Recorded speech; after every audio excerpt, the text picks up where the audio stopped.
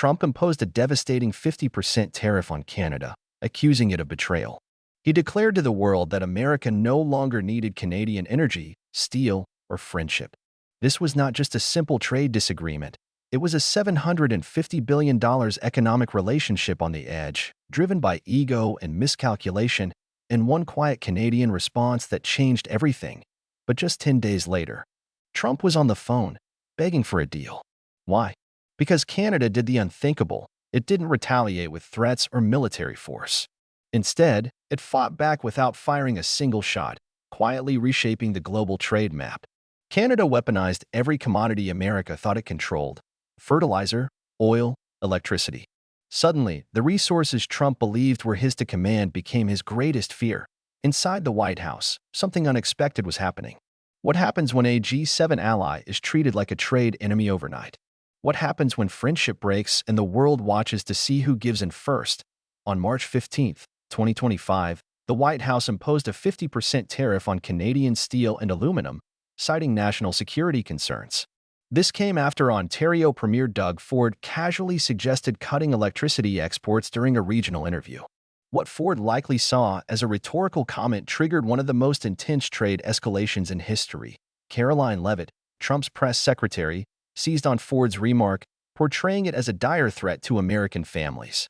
However, experts like Michael Froman, former U.S. Trade Representative, questioned the legality of using Section 232, noting that Canada supplies over 25% of U.S. aluminum imports at below-market rates. The real danger wasn't just the tariff, it was the lack of warning. Trump launched a trade war without notifying Canada's federal government, bypassing diplomatic protocol. What started as a targeted attack on a provincial leader quickly became a full diplomatic crisis. Then came a turning point. At a White House briefing, Leavitt held up a chart trying to paint Canada as an economic aggressor, pointing to tariffs on U.S. butter and cheese as evidence of Canadian unfairness. But trade experts like Chad Bound from the Peterson Institute saw through this. These protections had existed for decades, were openly discussed in past agreements, and were no more aggressive than U.S. subsidies to its own agricultural industries. Trump, however, focused only on trade imbalances, ignoring the deep ties between the two economies. For example, over 70% of U.S. car manufacturers rely on Canadian aluminum, meaning the tariffs would increase production costs by up to 14%. Ironically, America's attempt to punish Canada ended up harming its own supply chains. But Canada didn't respond with missiles or threats. Instead, Prime Minister Mark Carney delivered a chilling televised speech, calling Trump's tariffs a strategic betrayal and declaring the old relationship over. Within 48 hours, Ottawa was in emergency talks with the EU and Japan to expand trade corridors and build new alliances. Canada framed the conflict not as a trade dispute, but as a matter of sovereignty. The message was clear. This wasn't about tariffs, it was about power and leverage. The response was calculated and surgical. The absence of loud protests made it even more effective. Canada stood firm with quiet authority, leaving the world impressed. "We are done being taken for granted," Carney said, and the world listened. Leaders from Germany, South Korea, and Australia quickly expressed interest in expanding trade with Canada, recognizing a shift in global power. The Canadian dollar, which had initially dropped after the tariffs, rose 1.7% within 24 hours. Markets recognized resilience when they saw it. Meanwhile, inside Washington, GOP governors from Michigan and Wisconsin, two key swing states, began lobbying Trump's team, warning about the economic damage to U.S. industries. Even Foxconn, one of America's largest electronics manufacturers, predicted $200 million in annual losses from disruptions in aluminum sourcing. For the first time in years, Trump's team faced something unexpected: a small, quiet nation commanding the global stage, not with threats, but with calm, unwavering strength. And then it hit them. The power dynamics had shifted. Just 10 days after imposing tariffs, Trump was the one begging for a deal. President Trump faced reporters with a mix of defiance and resolve, claiming that Prime Minister Carney had called eager to make a deal. But behind the polished diplomacy, the real story was different: escalating pressure. Sources cited by Politico revealed that it was actually Trump's team that initiated the outreach. After growing concerns from Republican lawmakers, the economic damage to U.S. farmers and manufacturers reached a tipping point. The stock market reflected this tension, dropping 2.1% following the tariff announcement. Goldman Sachs issued a serious warning that prolonged disruption with Canada, America's largest trading partner by volume, could reduce Q2 GDP by 0.6%. However, the pressure behind the scenes was not only economic but also political. The Midwest, a critical region for Trump's 2024 re-election, was suffering from Canadian countertariffs on vehicles and agriculture. By April 2025, U.S. pork exports to Canada had fallen 28% year-over-year. The stakes were rising, and the political cost of inaction was becoming clear. In a public shift that seemed more like damage control than strategic planning, Trump told reporters that the U.S. didn't need to sign new deals. Bloomberg interpreted this as a face-saving move. But behind closed doors, the White House was hastily working to draft revised USMCA frameworks. What began as Trump's usual bluster had cornered him, and now the next move was no longer his to make.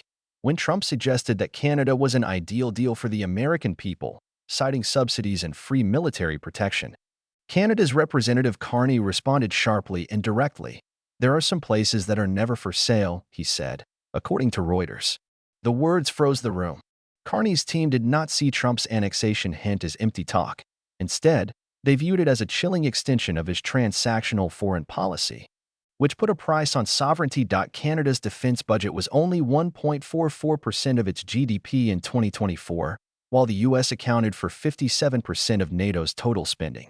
But Carney reframed this imbalance not as a debt but as a shared legacy of the alliance. Canada's response was swift and harsh. The media and opposition leaders accused the White House of treating Canada like a distressed asset rather than a democratic partner. Just as the situation threatened to spiral into chaos, Carney shifted the tone with a calm smile, thanking Trump for the hospitality and then delivering a final, clear message: "We're not for sale. Ever."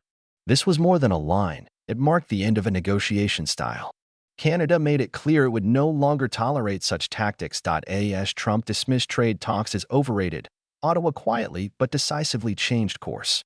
By the first quarter of 2025, Canada had increased its non-U.S. export volume by 18.2%, and its bilateral trade with the EU had surged by 27%.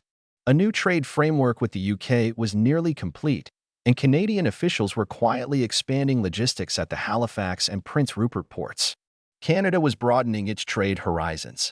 The message was clear. It wasn't pulling away from the U.S., but building something stronger. Trump had always treated Canada like a minor lever in the global economic machine. What he failed to understand was the cost of underestimating quiet leverage. In 2023, Canada supplied 97% of America's imported potash, 88% of its hydroelectric power, and more crude oil than any other country. Behind Carney's composure was a diplomatic strategy with global impact. The Financial Times reported that countries like Germany, Australia, and Brazil began recalibrating their long-term trade strategies with Washington, viewing the Canadian standoff as proof of instability in U.S. economic policy. What began as a tariff war escalated into a global reassessment of American reliability. While Trump's rhetoric appealed to his domestic base, Canada was redefining influence through steady composure, predictability, and firm sovereignty. In doing so, it exposed the limits of coercion in a world where unilateral power was no longer the only currency. By May 6, when Carney met Trump in the Oval Office, the narrative had shifted. Trump told reporters Canada wanted a deal and that the U.S. did not need Canada's cars or lumber. But markets, already on edge, reacted quickly. U.S. markets dropped 1.6% that afternoon, and Nasdaq futures slid, reflecting investor unease. Politico later revealed that Canadian negotiators had submitted revised terms first, not Washington. Goldman Sachs revised its Q2 GDP forecast downward, citing economic volatility caused by the tariff dispute. Tension in the Oval Office was palpable. Trump, under growing pressure from Midwestern governors and Wall Street donors, publicly claimed he was in control, but documents told a different story. Canada had quietly steered the terms of the deal. The revised agreement included mutual sovereignty provisions, tariff protections for key sectors, and a non-retaliation clause tied to the USMCA review schedule. Carney had refused to return to talks without these guarantees. When they finally met, there was no bluster or bravado. Carney slid the revised agreement across the table without a word. Trump, under immense pressure, glanced at the document, nodded, and signed it, without a handshake.